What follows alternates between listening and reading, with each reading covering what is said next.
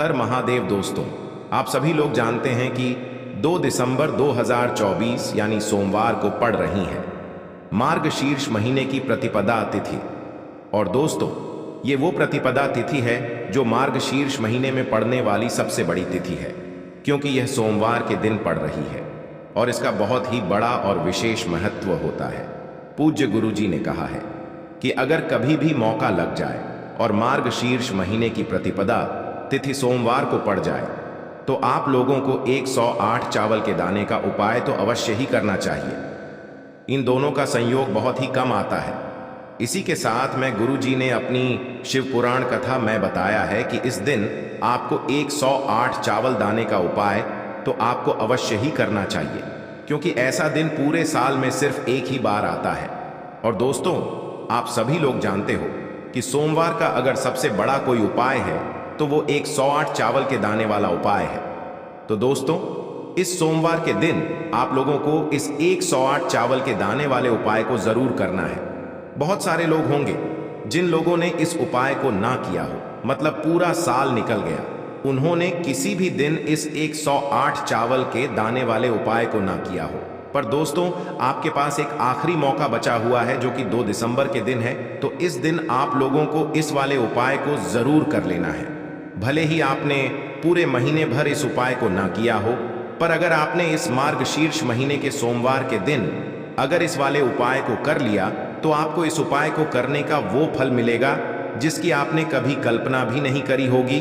इसीलिए आप लोग इस वाले उपाय को एक बार जरूर कर लेना है, ताकि आप लोगों के हाथ से यह मौका ना जा सके और आपको इस उपाय को करने का फल मिल सके। दोस्तों, यह उपाय पंडित जी ने अपनी अभी की ही श्री शिव महापुराण की कथा में बताया है। जिस उपाय को आज हम आपको बहुत अच्छे से समझाने वाले हैं। इस वीडियो को देखने के बाद इस उपाय को समझने के लिए आपको कोई और वीडियो को देखने की जरूरत नहीं पड़ेगी। तो चलिए दोस्तों, उपाय को शुरू करते हैं। देखिए, यह इस मार्गशीर्ष महीने के सोमवार के दिन यह इतना खास होता है, इतना महत्वपूर्ण होता है। देखा गया है कभी कभी बड़े बड़े पूजा पाठ अनुष्ठान से जो मनोकामना पूर्ण नहीं होते, वो मार्गशीर्ष महीने की सोमवार प्रतिपदा के दिन एक छोटे से उपाय करने से ही आपकी मनोकामना पूर्ण हो जाती है। और बहुत सारे लोगों ने इस उपाय को किया भी है और उनको इस उपाय को करने का फल भी जरूर मिला है। अगर आप लोग भी इस उपाय को करना चाहते हैं तो आप इस उपाय को पहले अच्छे से समझ लेना, सुन लेना, उसके बाद करना। आपको इस उपाय का फल जरूर मिलेगा। और इस उपाय को कर लेने से आपके घर में चाहे किसी भी प्रकार की दुख और समस्या क्यों ना चल रही हो, आपको उसका कारण भी नहीं पता है कि भाई यह समस्या किस कारण से चल रही है। उसका कुछ भी कारण हो सकता है, जैसे पितृदोष हो सकता है या किसी भी तरह का मंगल दोष भी हो सकता है। तो इस दिन आप लोगों को यह वाला उपाय कर लेना है। ये एक ऐसा उपाय है जिस उपाय को अगर किसी विशेष दिन पर किया जाए तो भाई उस विशेष दिन का जो है वह तो हमें मिलता ही मिलता है, पर हमने उस दिन पर इस उपाय को किया है तो हमें उससे भी बड़ा फल मिलता है। और फल बहुत जल्दी मिलता है, क्योंकि आप इस उपाय को बहुत ही बड़े और विशेष दिन पर कर रहे हो। तो चलिए अब उपाय के बारे में बात करते हैं, लेकिन उससे पहले आप लोगों को यह जानना आवश्यक है कि आखिर यह उपाय किस समय करना है, किसको करना है और कैसे करना है। तो चलिए हम आगे आपको वीडियो में एक एक करके बता देते हैं। लेकिन उससे पहले अगर आप लोग हमारे चैनल पर पहली बार आए हैं या फिर मेरी आवाज़ आज पहली बार सुन रहे हैं तो हमारे चैनल को सब्सक्राइब जरूर कर लेना और इस वीडियो को लाइक करके कमेंट बॉक्स शिवाय जरूर टाइप कर देना। तो दोस्तों, इस 108 चावल के दाने वाले उपाय को हमें इस सोमवार के दिन कैसे करना है, किसको करना है, किस समय करना है और कहां पर करना है, ये सारे सवालों के जवाब आपको इस वीडियो में मिल जाएंगे। और जो ये वीडियो देखेगा भाई, उसको 108 चावल के दाने वाला उपाय जरूर करना चाहिए, क्योंकि इस दिन एक चावल के दाने का भी बहुत ही बड़ा और विशेष महत्व होता है। और जब बात आ जाए 108 चावल के दाने की, तो ये सोने पे सुहागा वाली बात हो जाती है और ये एक बहुत ही बड़ा उपाय हो जाता है इस सोमवार का। तो अब दोस्तों, इस 108 चावल के दाने वाले उपाय को आखिर करना किसको है, सबसे पहले हम लोग वो बात जान लेते हैं। तो देखो, घर की जो बड़ी माताएं बहनें होती हैं, उन माताओं बहनों में से कोई भी एक बड़ी माता बहन इस वाले उपाय को कर सकती है। और दोस्तों, अगर आप चाहें तो अपने घर में से सभी सदस्यों को भी इस उपाय को करवा सकते हैं।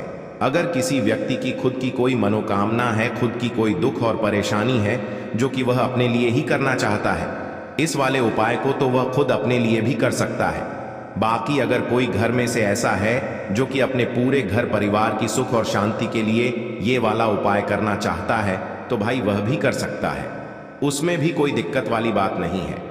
कहने का मतलब ये है कि इस उपाय को हर एक सदस्य भी कर सकता है और पूरे घर परिवार के सदस्य के लिए घर की बड़ी माताओं बहनों में से कोई एक माता बहन भी कर सकती है। माताएं बहनें अगर घर में उपस्थित न हो या वो यह वाला उपाय न कर पा रही हो, तो फिर घर का कोई बड्ढा सदस्य भी इस 108 चावल के दाने वाले उपाय को कर सकता है, चाहे फिर वह पुरुष ही क्यों ना हो, उसमें कोई भी दिक्कत वाली बात नहीं है। अब दोस्तों, इस 108 चावल के दाने वाले उपाय को हमें करना कहाँ पर है? हमें इसे शिव जी के मंदिर में जाकर करना है। बहुत सारे लोग प्रश्न करते हैं, हर एक उपाय को करते समय क्या हम इस उपाय को घर पर कर सकते हैं? तो इस वाले उपाय को आप घर पर नहीं कर सकते हो। इस वाले उपाय को करने के लिए आपको शिव जी के मंदिर ही जाना पड़ेगा। उसके बाद में दोस्तों, जो अगला प्रश्न निकल कर आता है वो यह आता है इस उपाय को लेकर कि आखिर इस उपाय को हमें किस समय करना है, सुबह के समय करना है कि शाम के समय करना है? तो देखो, इस वाले उपाय को आप लोग सुबह के समय भी कर सकते हो और शाम के समय प्रदोष काल में भी कर सकते हो। अब अगर आप पूछो कि भाई सबसे उत्तम समय कौन सा रहेगा इस 108 चावल के दाने वाले उपाय को करने का, तो हम आपसे बस यही कहेंगे कि इस उपाय को आप सुबह के समय करेंगे तो ज्यादा बेहतर होगा। बाकी अगर प्रदोष काल शाम के समय भी करेंगे तो भी अच्छा होगा, उसमें कोई भी दिक्कत वाली बात नहीं है।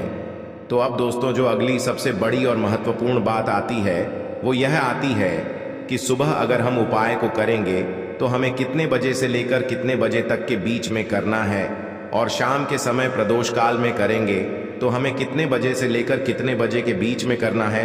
तो देखो, सुबह जितनी जल्दी हो सके आप उपाय को करने की कोशिश करना। बाकी अगर किसी कारणवश लेट भी हो जाओ, थोड़ी देर भी हो जाए, तो 10 या 11 बजे तक भी आप उपाय कर लेना, पर 12 बजे से ज्यादा देरी ना हो, ठीक है? इस बात का ध्यान रखना। उसके बाद में दोस्तों, अगर शाम के समय प्रदोष काल की बात करें, प्रदोष काल का जो समय होता है वो शाम के 6 बजे से शुरू हो जाता है। मतलब शाम के 6 बजे से लेकर 7 बजे के बीच का जो समय होता है, ये समय प्रदोष काल का समय होता है। पर अभी जो मौसम चल रहा है, इस मौसम में जो है शाम बहुत देरी से होती है, तो आप इस उपाय को 7 या 8 बजे के बीच में भी कर सकते हो। मतलब शाम के 6 बजे से रात 8 बजे के बीच में आप कभी भी इस वाले उपाय को कर सकते हो, उसमें कोई भी दिक्कत वाली बात नहीं है। अब दोस्तों, यहाँ पर इस उपाय को लेकर एक और सबसे बड़ी बात ये निकल कर आती है कि इस 108 चावल के दानों को हमें लेना कहाँ से होता है, और हमें इस उपाय को करने के साथ में क्या और कुछ भी सामग्री ऐसी होती है जो शिव जी के मंदिर लेकर जानी पड़ती है।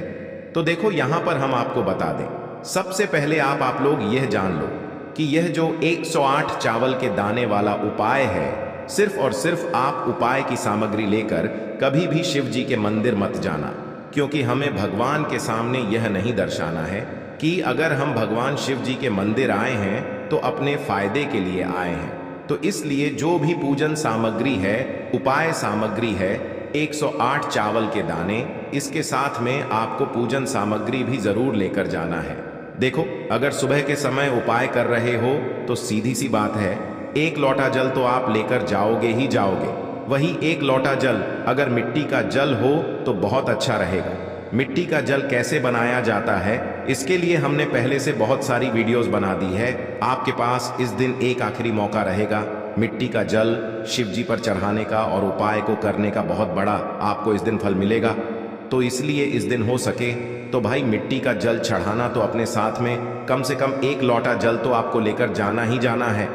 अगर मिट्टी का जल नहीं है तो घर का जल भी आप इस्तेमाल कर सकते हो। इसके अलावा जो भी पूजन सामग्री है, देखो 108 चावल के दाने ये अलग आपके रहेंगे, और जो आपकी पूजन सामग्री रहेगी वो अलग रहेगी।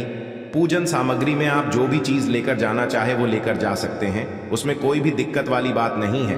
वहीं अगर हम बात करें शाम के समय की, तो शाम के समय शिव जी पर जल नहीं चढ़ता है, इसीलिए शाम के समय आप लोग एक दीपक तैयार कर लें। जो कि गोलबत्ती का आटे का शुद्ध देसी गाय का घी का होगा, है ना। इस बात का आप लोगों को ध्यान रखना है। और इस दीपक को आपको घर से जलाकर नहीं लेकर जाना है, भगवान शिव जी के मंदिर में जाकर ही जलाना है। इस बात का भी आप लोगों को ध्यान रखना है। अब दोस्तों, यहाँ पर हमें इस बात को समझना है कि यह 108 चावल के दाने हमें लेना कहाँ से है। क्या हमें दुकान से लेकर आना है, या हमें अपने घर से लेना है, या कहाँ से लेकर आना है, और कौन से चावल लेना है, क्योंकि चावल भी बहुत प्रकार के होते हैं। तो देखो, इन सभी सवालों के जवाब आप लोग एक बात में सुन लो कि भाई ये जो उपाय है, इस उपाय में आपको ये नहीं देखना है कि भाई कौन से चावल है, कौन से चावल नहीं है। बस जो भी चावल ले रहे हो वो चावल का दाना सबूत होना चाहिए, मतलब साबुत होना चाहिए, टूटा हुआ नहीं होना चाहिए, कटा पिटा नहीं होना चाहिए। ये बात आपको ध्यान रखना है। बाकी आपका चावल बासमती हो या सादा चावल हो या कोई सा भी चावल हो, उसमें कोई भी दिक्कत वाली बात नहीं है। तो सीधी सी बात है कि आपके घर के रसोई घर में जहां पर आप भोजन बनाते हो, वहां पर जो भी चावल आपके उपस्थित हो, उन चावलों में से अपनी एक कटोरी भर लेना या एक मुट्ठी चावल अलग से निकाल कर रख लेना, क्योंकि हम 108 चावल ही यहाँ पर इस उपाय में लेने वाले हैं। तो हमें यह चावल के दाने गिनकर निकालने पड़ेंगे। इस बात का आप लोगों को ध्यान रखना है। तो अपने उस चावल की कटोरी में से या चावल में से 108 ऐसे चावल के दाने आप लोग निकाल लो जो कि टूटे हुए ना हो, कटे पिटे ना हो, जिनमें कोई दाग न लगा हुआ हो, है ना। अच्छे साबुत चावल के दाने 108 दाने आप लोग निकाल कर रख लो और इन्हें किसी भी एक कागज की पुड़िया में या किसी एक छोटी सी कटोरी में आप लोग रख लो, ताकि यह सुरक्षित रहे, आपके एक भी चावल का दाना इधर उधर न हो और आपका उपाय भी पूरा अच्छे से हो जाए।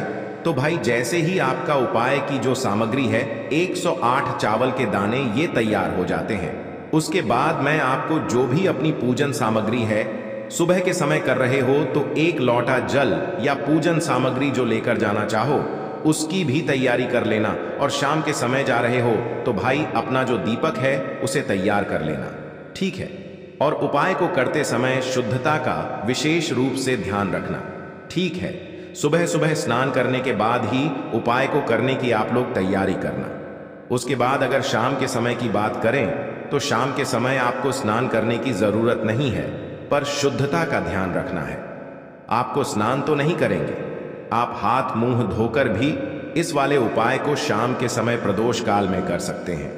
इसमें कोई दिक्कत वाली बात नहीं है। तो आप अपने उपाय की पूरी सामग्री तैयार करके आपके पास ही में जो आपका शिव मंदिर हो वहां पर पहुंच जाइए।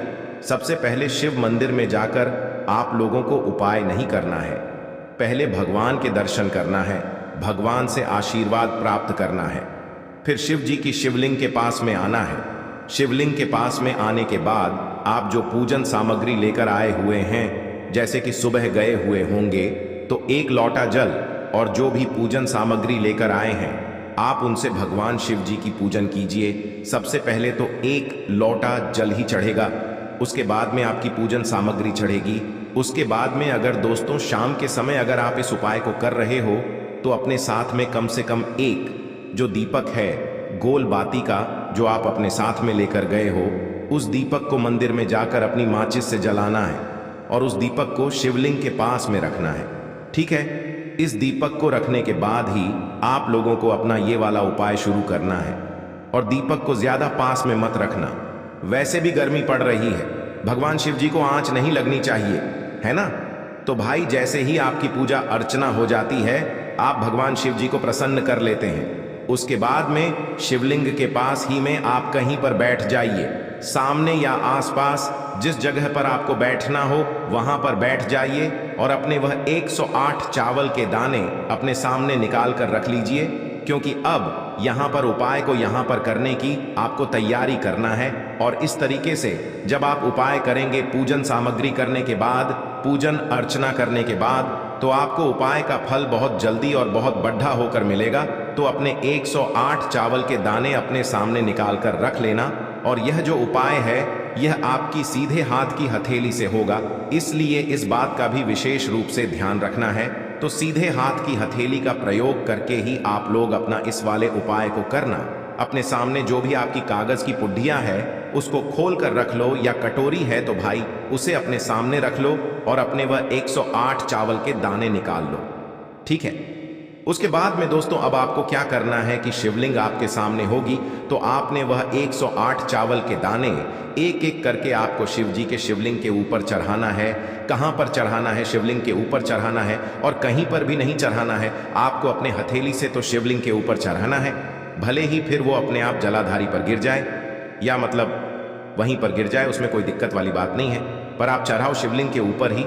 तो आपको क्या करना है? अपना पहला चावल का दाना उठाना है, श्री शिवाय नमस्तुभ्यम बोलना है और शिवलिंग पर चढ़ा देना है। इसी तरीके से दूसरा चावल का दाना उठा है, शिवलिंग पर चढ़ाना है और मंत्र बोल देना है, और फिर तीसरा चावल का दाना उठाना है, श्री शिवाय नमस्तुभ्यम बोलना है और चढ़ा देना है। इसी प्रकार से आपको पूरे 108 चावल के दाने एक एक करके शिव जी के शिवलिंग के ऊपर चढ़ाना है और भगवान से प्रार्थना करते जाना है। मतलब प्रार्थना तो आपको आखिरी में करना है, पर हर एक चावल के दाने को चढ़ाते समय श्री शिवाय नमस्तुभ्यम जरूर बोलना है। उसके बाद ही में यह चावल का दाना शिवलिंग के ऊपर आपको चढ़ाना है। जैसे ही आपके 108 चावल के दाने शिवलिंग के ऊपर चयारच जाते हैं, तो भाई उसके बाद में आपको क्या करना है? भगवान से अपनी मनोकामना बोलना है। मनोकामना भी कब बोलना है? जब आपका 108 चावल का दाना आपके सीधे हाथ की हथेली में हो और आप उसे चढ़ाने के लिए जा रहे हो। श्री शिवाय नमस्तुभ्यम बोलकर उस आखिरी चावल के दाने को शिवलिंग के ऊपर चढ़ा देना और भगवान से फिर अपनी वह मनोकामना बोल देना, जिस मनोकामना के लिए आप लोग अपना यह वाला उपाय कर रहे हो। जिस भी दुख और परेशानी के लिए आप लोग अपना यह वाला उपाय कर रहे हो, उसके बाद में जैसे ही आप अपनी मनोकामना बोल देते हो, आपका यह वाला उपाय पूरा हो जाता है। पर दोस्तों, उपाय को करने के बाद आप लोगों को 2 मिनट भगवान शिव जी के मंत्र का जाप जरूर करना है, और मंत्र का जाप करने के बाद भगवान से एक और बार प्रार्थना करना है अपनी मनोकामना के लिए, या अपनी जो भी दुख और परेशानी है उसके लिए। इसके बाद में आप लोग भगवान को देखकर भगवान से प्रार्थना करके उनसे आशीर्वाद लेकर वहां से उठ सकते हैं और अपने घर पर जा सकते हैं। बस दोस्तों, यहाँ पर यह वाला उपाय पूरा हो जाता है। इस तरीके से जो भी व्यक्ति छोटी छोटी चीज़ों का ध्यान रखते हुए इस 108 चावल के दाने वाले उपाय को करेगा, निश्चित सी बात है उसे उसकी मनोकामना जल्द ही पूर्ण होगी, और जो भी दुख और परेशानी है वो भी बहुत ही जल्दी दूर होंगे। और दोस्तों, उनको उठाकर जल से शुद्ध करके फिर आप उनका भी इस्तेमाल कर सकते हैं। देखिए, आप जो जल लेंगे वह आपको तांबे के पात्र में लेना है और अपने किचन से लेना है। अब सिर्फ यह 2 सामग्री लेकर आपको शिवालय पहुंच जाना है। पूज्य गुरु जी ने कहा कि इस उपाय को आप सुबह करना चाहे तो सुबह कर ले, और शाम को करना चाहे तो शाम को कर ले। पूरे दिन में किसी भी समय आप इस उपाय को कर सकते हैं। अब देखिए, शिवालय पी पचने के बाद सबसे पहले आपको एक काम करना है कि आप दक्षिण दिशा में बैठ जाइए और उत्तर दिशा की तरफ अपना फेस कर लीजिए। अब आप जो 5 कनीर के फूल लेकर आए हैं, इनमें से आपको को एक एक कनीर का फूल शिवलिंग में जो महादेव का परिवार होता है उसमें समर्पित करते जाना है। देखिए, पहला फूल आपको शिवलिंग में जो दाहिने साइड वाला कोना होता है, जिसे श्री गणेश जी का स्थान कहते हैं, वहां पर यह पहला कनेर का फूल समर्पित कर देना है और श्री शिवाय नमस्तुभयम मंत्र का स्मरण कर लेना है। फिर दूसरा कनेर का फूल आपको श्री कार्तिकी जी वाले स्थान में समर्पित कर देना है और श्री शिवाय नमः शव्य मंत्र का स्मरण कर लेना है। फिर तीसरा कनेर का फूल आपको माता अशोक सुंदरी वाले स्थान में समर्पित कर देना है और श्री शिवाय नम शव्य मंत्र का स्मरण करना है। जलाधारी के बीच वाला जो स्थान होता है वह माता अशोक सुंदर का स्थान कहलाता है, और यहीं पर आपको तीसरा कनेर का फूल समर्पित कर देना है। इसके बाद चौथा कनेर का फूल आपको माता पार्वती के हस्त कमल में समर्पित कर देना है। देखिए, शिव पिंडी जिस स्थान पर रखी रहती, यानी शिवलिंग जिस स्थान पर जुड़ा रहता है, उस पूरे गोल गोल वाले स्थान को माता पार्वती का हस्त कमल कहते हैं।